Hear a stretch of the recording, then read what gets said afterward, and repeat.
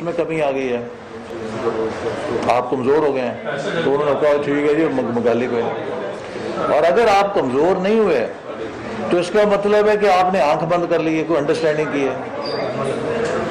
مجھے کوئی تیسرا مطلب بتا دیں.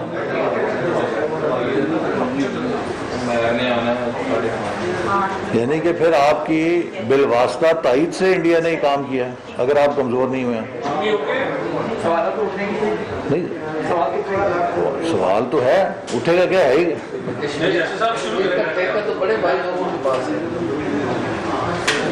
یار جس کے پاس بھی ہے چلے جی, وہ ادھر سے یہ ختم ہو گیا کہ نہیں, پھر 2:30 بجے بریک نہ کر دیں یا نیوز کی.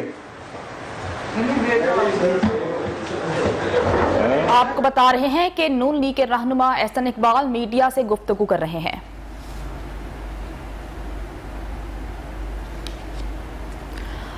ماڈل ٹاؤن سے آپ کو براہ راست مناظر دکھا رہے ہیں کہ نون لیگ کے رہنما احسن اقبال میڈیا سے گفتگو کر رہے ہیں اور وہ اکیلے ہی موجود ہیں اور میڈیا کو بریف کر رہے ہیں.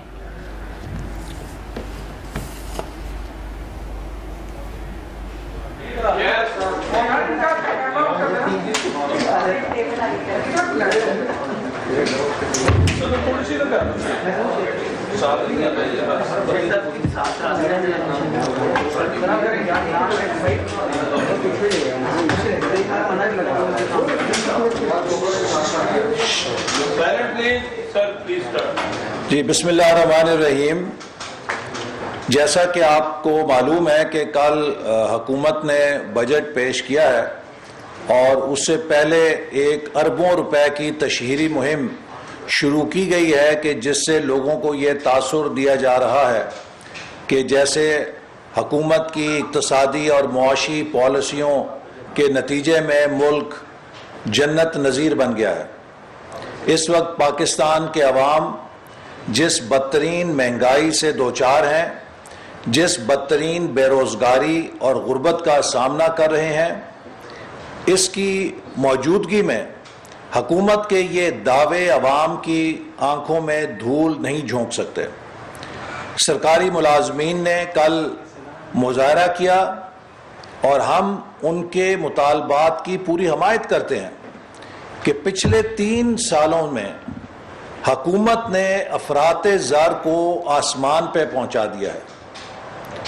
روزمرہ کی اشیاء کی قیمتوں میں 300 گنا سے لے کے 700 گنا تک اضافہ ہوا ہے, لیکن سرکاری ملازمین کو 3 سالوں کے بعد 10% تنخواہ میں اضافے پہ تنخواہ دینا ان کے ساتھ ایک بدترین مذاق ہے. اور میں سمجھتا ہوں کہ اس وقت کم از کم سرکاری ملازمین تنخواہ دار طبقے کی جو مشکلات ہیں ان کے پیش نظر حکومت کو 20 سے 25% تنخواہوں میں اضافہ کرنا چاہیے تھا تاکہ انہیں کچھ ریلیف مل سکتا, لیکن حکومت نے صرف 10% کا اضافہ کر کے ان کے ساتھ ایک مذاق کیا ہے. اس بجٹ میں جو دعوے کیے گئے ہیں ان کی کیا حقیقت ہے, اس کے بارے میں لیڈر آف اپوزیشن سوموار کو اپنے خطاب میں قوم کے سامنے اپوزیشن کا تفصیل سے نقطہ نظر پیش کریں گے. میں اس وقت صرف یہ بات کہوں گا کہ حکومت کے جو معاشی اور اقتصادی دعوے ہیں ان پر کاش ہم یقین کر سکتے, لیکن یہ وہی ٹیم ہے جو 3 سال سے پاکستان کی بربادی اور پاکستان. نون لیگ کے رہنما احسن اقبال میڈیا سے گفتگو کر رہے ہیں اور گفتگو کرتے ہوئے وہ کل جو بجٹ پیش ہوا ہے اس کو تنقید کا نشانہ بنا رہے ہیں. سیم فیسز, سیم انکمپٹنس اور وہی نالائکی ہے. دعووں کے ساتھ آپ کامیابی حاصل نہیں کر سکتے. حکومت کے پاس آج بھی کوئی ڈیولپمنٹ پلان نہیں ہے. یہ ہوا کے دوش چل رہے ہیں, جہاں سے تھپیڑے آئے ادھر ان کی کشتی چلی جاتی ہے. 12واں 5 سالہ منصوبہ جو ہم تیار کر کے چھوڑ کے آئے تھے اس کو بھی یہ مکمل تھا, صرف ٹچنگ کر کے جاری کرنا تھا. یہ اسے بھی 3 سالوں میں منظور کر کے جاری نہیں کر سکے. آج پاکستان کا نہ کوئی 5 سالہ منصوبہ ہے, نہ کوئی پاکستان کا لانگ ٹرم پلان ہے, جبکہ ہمارے دور میں ویژن 2025 تھا جو 12 سال کا ترقیاتی منصوبہ تھا, اور اسی طرح 11واں 5 سالہ منصوبہ 2013 سے 18 تھا, جس کے تحت ہم نے پاکستان کی تاریخ کی سب سے بڑی ڈیولپمنٹ کی. آج کوئی ڈیولپمنٹ پلان نہیں ہے, کوئی ٹیم نہیں ہے, کوئی صلاحیت نہیں ہے, اور وہی نااہلی اور نالائکی ہے جس کو 3 سال سے قوم بھگت رہی ہے. تو لہٰذا آپ جو مرضی وعدے کریں, آپ بتائیں قوم کو کہ کیا آپ اگلے سال میں کوئی نیا منی بجٹ دیں گے, کیا آپ بجلی کے نرخوں میں اضافہ تو نہیں کریں گے, کیا آپ گیس کے نرخوں میں اضافہ تو نہیں کریں گے, کیا آپ پٹرول کی قیمتوں میں اضافے کے ذریعے انڈائریکٹ ٹیکسیشن تو نہیں کریں گے.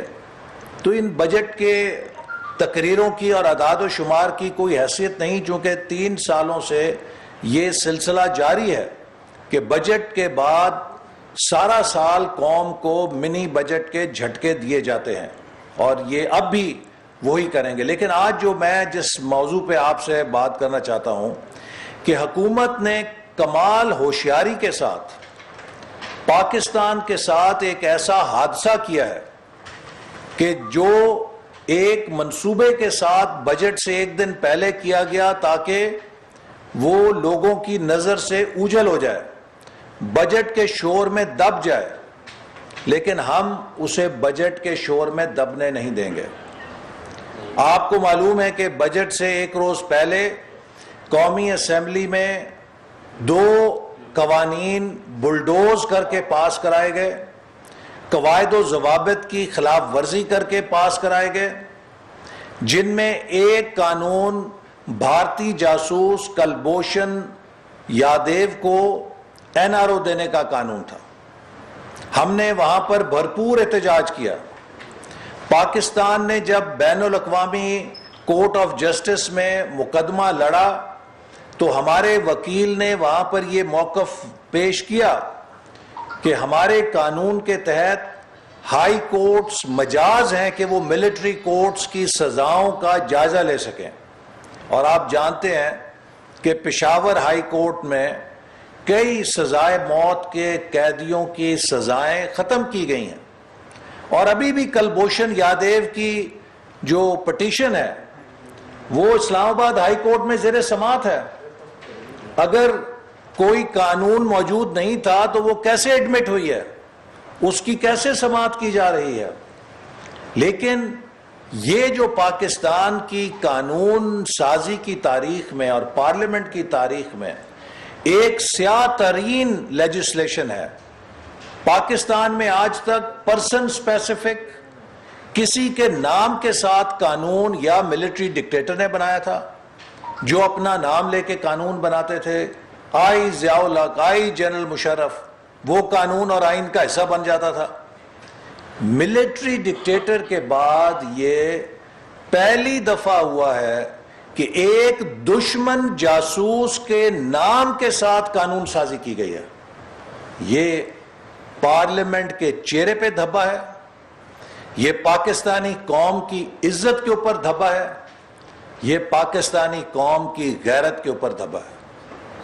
اگر آپ نے قانون بنانا تھا آپ ایک جنرل قانون بناتے, آپ نے کیوں کلبھوشن یادیو کے نام کے ساتھ قانون بنایا, اسے قومی اسمبلی سے بلڈوز کر کے پاس کرایا؟ وہ کیا ایمرجنسی تھی, وہ کیا مصیبت تھی, وہ کیا آپ کے اوپر پریشر تھا, یا آپ نے بھارت کی خوشنودی کے لیے یہ قدم اٹھایا جس سے آپ نے پاکستان کی عزت کا اور خود مختاری کا جنازہ نکال دیا؟ مسلم لیگ نون اس کی شدید مذمت کرتی ہے. یہ وہ جماعت ہے کہ جو پاکستانی غیرت کی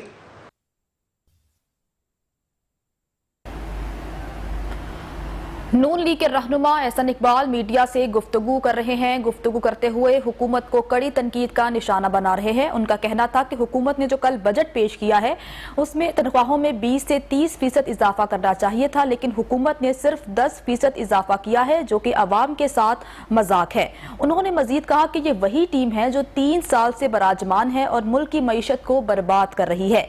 उनका यह भी कहना था कि इस हुकूमत के पास डेवलपमेंट प्लान नहीं है और ये हुकूमत मईशत को तबाह बर्बाद कर रही है। और एहतजाज करे, ये पाकिस्तानी कौम की गैरत और इज्जत के ऊपर हमला है। हमारी कौमी असेंबली का अब यही काम रह गया है कि हम अपने दुश्मन जासूसों के नाम से उन्हें रिलीफ देने के लिए कानून साजी करें। ये एक लम्हा फिक्रिया है पाकिस्तानी कौम के लिए भी, और इसके ऊपर मुस्लिम लीग नून भरपूर एहतजाज करेगी और इस कानून को हम किसी कीमत पे कबूल करने के लिए तैयार नहीं हैं।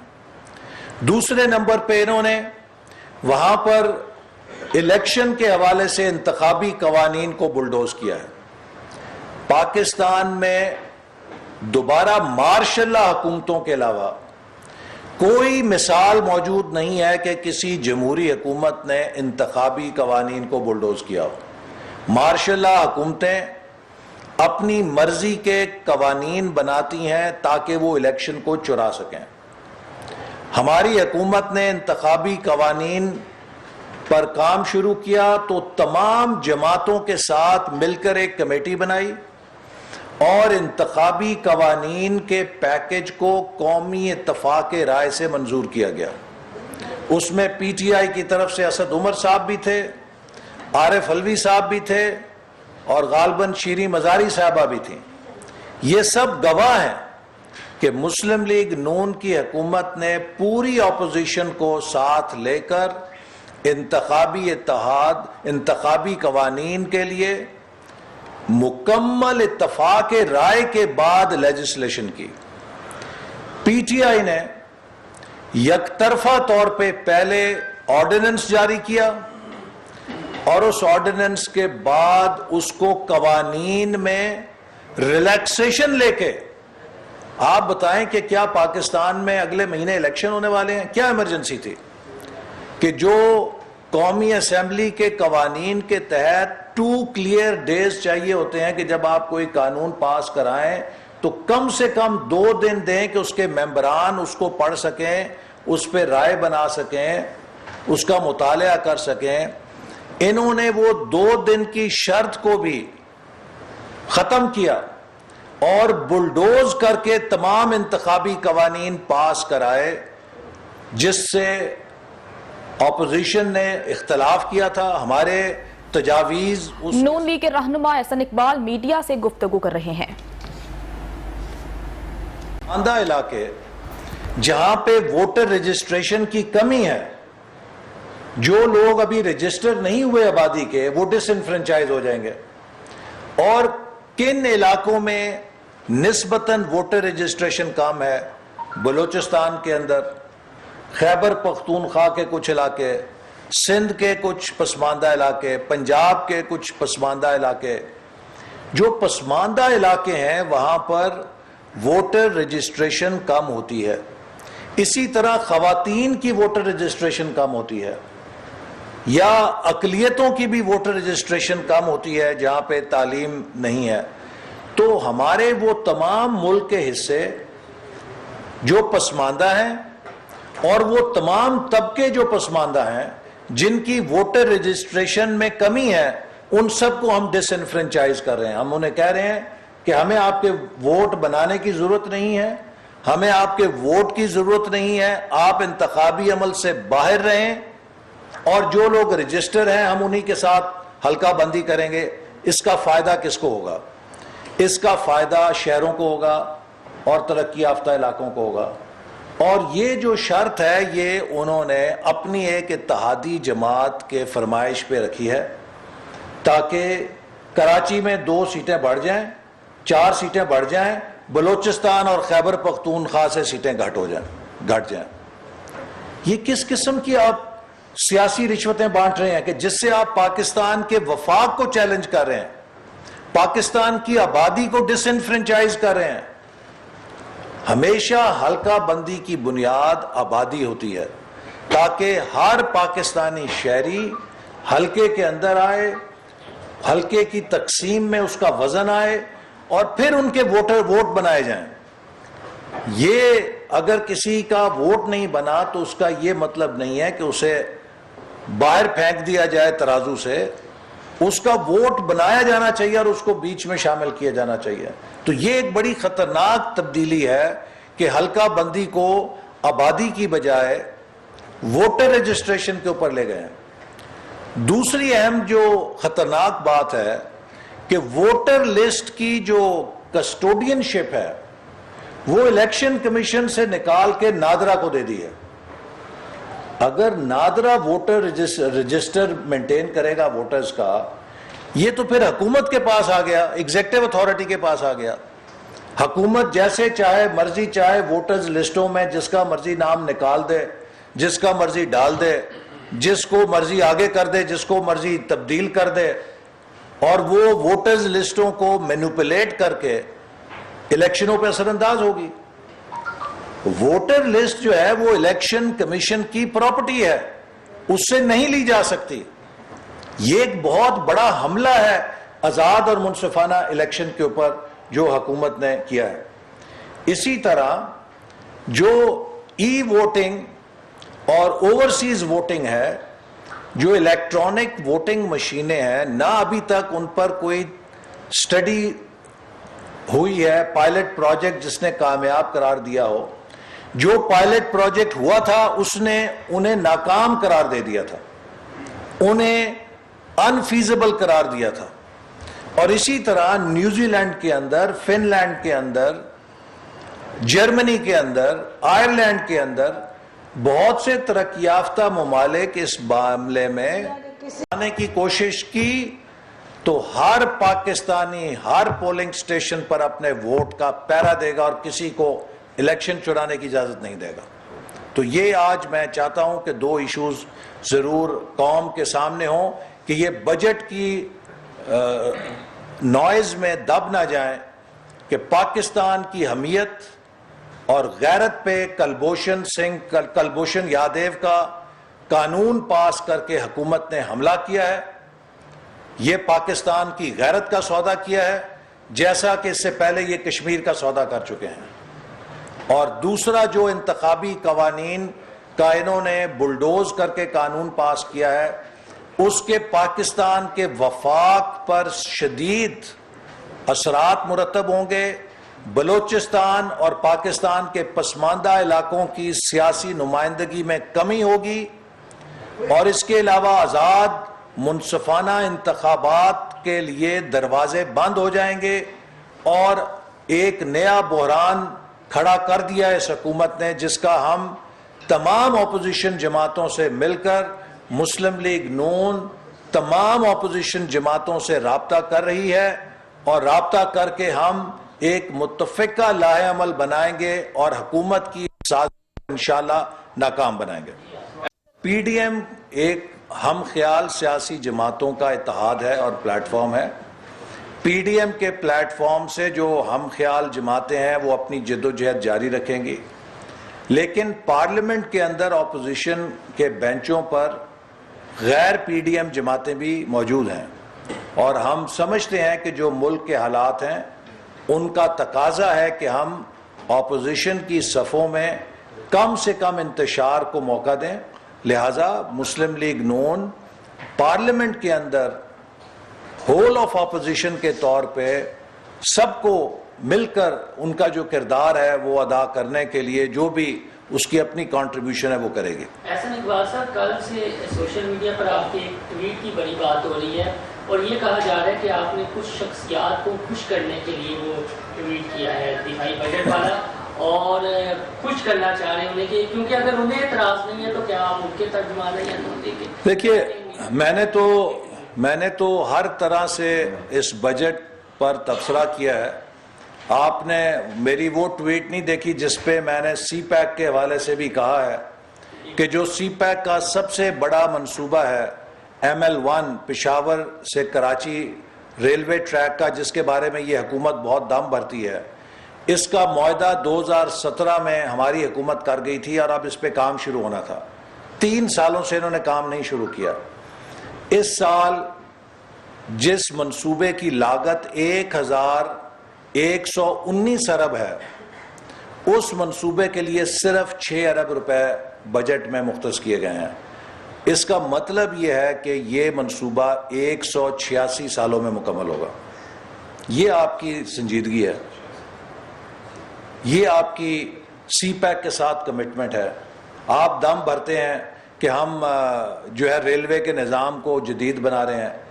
مسلم لیگ نون نے آخری سال ریلوے کو 43 ارب کا ڈیولپمنٹ بجٹ دیا تھا. آپ نے پچھلے دفعہ 16 ارب دیا تھا اور اب 30 ارب ہے. آج بھی 13 ارب کم ہے جو ہم نے دیا تھا. ہم نے 2017-18 میں نیشنل ڈیولپمنٹ کے لیے 2100 ارب کا بجٹ پیش کیا تھا. 2100 ارب کا 2017-18 میں. آج 4 سالوں کے بعد آپ 2100 ارب کا ڈیولپمنٹ بجٹ پیش کر رہے ہیں. اور اگر اس میں آپ انفلیشن ڈال لیں اور اگر آپ اس میں روپے اور ڈالر کی جو عدم ہوئی ہے، توازن ہوا ہے، اس کو ڈال لیں تو آپ کا یہ 2100 ارب جو ہے 2017-18 کے مقابلے میں میرا خیال ہے 1400 ارب بھی نہیں ہوگا. تو آپ پاکستان کو آگے لے جانے کی بجائے پیچھے لے کر جا رہے ہیں. کس بات کی آپ تالیاں بجا رہے ہیں؟ کس بات کے آپ جشن منا رہے ہیں؟ تو ملک کی ڈیولپمنٹ کا بیڑا غرق کر دیا. اور اسی طرح جو ملک کی سیکیورٹی ہے، دیکھیے ملک کی سیکیورٹی ہر پاکستانی کے لیے بہت حساس ہے. اور کل جب انہوں نے اس بات کو بڑا فخریہ پیش کیا کہ ہم نے 1370 ڈیفنس کا بجٹ پیش کیا ہے، تو میں نے اس پہ انہیں آئینہ دکھایا کہ جناب آپ نے تو 3 سال سے تقریباً 1300 ارب پہ بجٹ فریز کیا ہوا ہے. اس دوران 3 سالوں میں بھارت نے 62% اضافہ کیا ڈیفنس بجٹ میں. مسلم لیگ نون کی حکومت جب 2013 میں آئی تھی، ہمیں بڑے نامساعد حالات ملے تھے. اس کے باوجود ہم نے پہلے 3 سالوں میں 40% اضافہ کیا تھا ڈیفنس بجٹ میں. نہ صرف ڈیفنس بجٹ میں اضافہ کیا تھا بلکہ ہم نے 100% یونیورسٹیز کے اور ڈیولپمنٹ کے بجٹ میں بھی جب ہم اقتدار میں آئے ہیں تو 340 ارب کا پی ایس ڈی پی تھا. اور ہم نے جب حکومت چھوڑی ہے تو اسے ہم 1000